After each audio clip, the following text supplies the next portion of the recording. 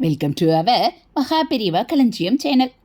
இன்னைக்கு நம்ம பார்க்க போகிறது தெய்வத்தின் குரல் 4ஆம் பாகம் 5ஆம் அத்தியாயம் உத்தரமேரூர் உத்தம தேர்தல் முறை. அதில் சாஸ்திர அறிவும் காரியத்திறனும். 4வது யோகியதாம்சம். அபேஷகர்கள் வைதீக தர்மம் என்ன என்று தெரிந்தவர்களாக இருக்க வேண்டும். நம்முடைய சாஸ்திர கொள்கைகளை நன்றாக அறிந்தவர்களாய் இருக்க வேண்டும். நல்ல படிப்பறிவு உள்ளவர்களாய் இருக்க வேண்டும். இதை சொன்ன கையோடையே இந்த யோகியதாம்சத்துடன் சேர்த்தே இன்னொன்றையும் வலியுறுத்தி இருக்கிறது. சாஸ்திரஜர்களாகவும் படிப்பாளிகளாகவும் இருக்கப்பட்ட பல பேருக்கு காரிய திறமை இல்லாதல் இருப்பதை பார்க்கிறோம் அல்லவா? ஊர் நிர்வாகத்தில் பொறுப்பு ஏற்பவர்கள் இப்படி இருக்கப்படாது.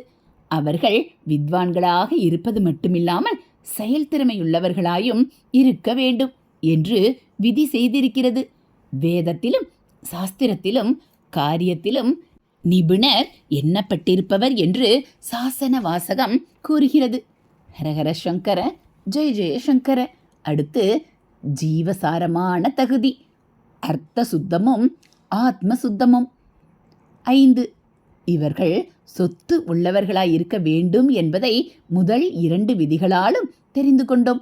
இப்போது அது தப்பு வழியில் சம்பாதித்ததாக இருக்கப்படாது. சபை மெம்பரான பிற்பாடும் இவர்கள் தப்பு வழியிலே போய் சம்பாதிக்க கூடாது என்று தர்மத்தால் அர்த்தத்துக்கு, அறத்தினால் பொருளுக்கு வேலி போட்டு கொடுப்பதாக ஒரு சரத்து வருகிறது.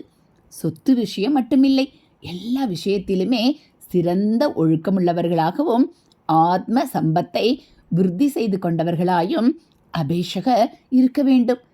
அபேஷகர் தேர்ந்தெடுக்கப்பட்டு சபையின் அங்கத்தினர் ஆன பிற்பாடும் இதை காப்பாற்றிக் கொள்ள வேண்டும். நியாயமான முறையில் அடைந்த சொத்துக்களையும் பரிசுத்தமான நடத்தையும் உள்ளவர்கள்தான் முதலில் அபேஷகராக இருக்க முடியும். பிற்பாடு அங்கத்தினராக நீடிக்கவும் முடியும். அர்த்த சுத்தமும் ஆத்ம சுத்தமும் உடையார் என்று சாசனம் சொல்லும். இந்த வாசகம்தான் ஊரின் நிர்வாகஸ்தர்களுக்கான யோகியதாம்சங்கள் அத்தனைக்கும் ஜீவசாரம். ஹரஹர சங்கர, ஜெய ஜெயசங்கர. அடுத்து தொடர்ந்து அங்கம் வகிக்கலாகாது. 6. இந்த தேர்தல் வருஷா வருஷம் நடப்பதாகும். இந்த வருஷ மெம்பர் அடுத்த வருஷ தேர்தலிலும் கேண்டிடேட்டாக, வேட்பாளராக இருக்க முடியாது. இப்படி ஒரு வருஷ டேர்முக்கு பிறகு வருகிற 3 வருஷங்களுக்கு அங்கம் வகிக்க முடியாது. 3 வருஷத்துக்கு அப்புறம் வேண்டுமானால் மறுபடியும் சபையில் மெம்பர்ஷிப் வகிக்கலாம். இதை மூவாண்டினிப்புறம் வாரியம் செய்திலாதார் என்று சாசனம் கூறுகிறது. அதாவது ஒரு தேர்தல் நடப்பதற்கு முந்தைய 3 ஆண்டுகளுக்குள் அபேஷகர் சபை மெம்பராக இருந்திருக்கப்படாது. ஒருத்தர் அங்கத்தினரான பிற்பாடு அதிக நாள் பதவி வகிப்பதாலேயே இதற்கு முந்திய விதியில் சொன்ன அர்த்த சுத்தமும் ஆத்ம சுத்தமும் கெட்டுப்போக ஹேது ஏற்பட்டு விடப் போகிறதே என்று ஜாக்கிரதை செய்வதாகத்தான் இந்த விதி ஏற்பட்டிருக்கிறது. மூவாண்டின் இப்புறம் என்பதை முதலில் மூவாண்டின் அப்புறம் என்று படித்துவிட்டு தொடர்ச்சியாக 3 வருஷங்கள் மெம்பராக இருந்த எவரும் அதற்கப்புறம் தேர்தலுக்கு தகுதி பெற மாட்டார்கள் என்று அர்த்தம் பண்ணி கொண்டு விட்டேன். அப்புறம்தான் இப்புறம் என்பதை சரியாக தெரிந்து கொண்டு அதற்கு முந்தைய 3 ஆண்டுகளுக்குள் என்று பொருள் என்று புரிந்து கொண்டேன். அதாவது 1 வருஷ டேர்ம் வகித்த பின் 3 வருஷ கேப் இடைவெளி கொடுத்து எத்தனை தடவை வேண்டுமானாலும் ஒருத்தர் தேர்ந்தெடுக்கப்படலாம். ஆனாலும் 1 வருஷம் பதவி வகித்தால் அப்புறம் அதை போல 3 மடங்கு காலம் பதவி இல்லை என்பதால் எவரும் தப்பான முறையில் தங்களுடைய இன்ஃப்ளூயன்ஸை வளர்த்து கொள்ள முடியாதபடி செய்திருக்கிறார்கள். ஹரஹர சங்கர, ஜெய ஜெயசங்கர. அடுத்து உறவினர் உதவாது. 7. கடைசியாய் வரும் 7வது சரத்தும் இந்த 5ஆம் 6ஆம் சரத்துக்களை ஒட்டி அவற்றை காம்ப்ளிமெண்ட் பண்ணுவதாகவே, இட்டு நிரப்புவதாகவே இருக்கிறது.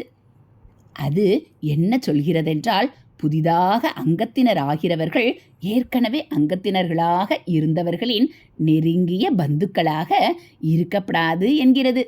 வாரியம் செய்தொழித்த பெருமக்களுக்கு ஆத்ம பந்துக்கள் அல்லாதார் என்பது சாசன வாசகம்.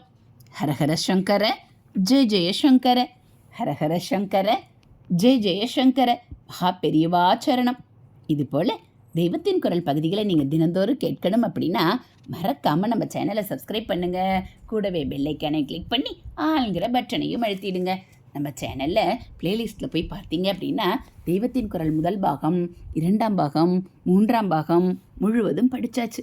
இப்போ 4ஆம் பாகத்தில் 5ஆம் அத்தியாயம் தொடர்ந்து படிச்சுட்ருக்கோம். அதனால் தெய்வத்தின் குரலில் நம்ம மகா பெரியவா சொல்லியிருக்கிறது எல்லாம் நீங்கள் தெரிஞ்சுக்கணும் அப்படின்னா மறக்காமல் நம்ம சேனலை சப்ஸ்கிரைப் பண்ணுங்கள். தினம் ஒரு அத்தியாயமாக நீங்கள் தெரிஞ்சுக்கலாம்.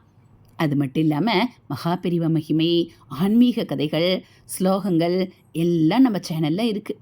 அதெல்லாம் உங்களுக்கு பிடிச்சிருந்தா ஒரு லைக்கும் கமெண்ட்டும் கொடுத்து உங்களுக்கு தெரிஞ்சவங்களுக்கும் ஷேர் பண்ணுங்கள். தேங்க்யூ.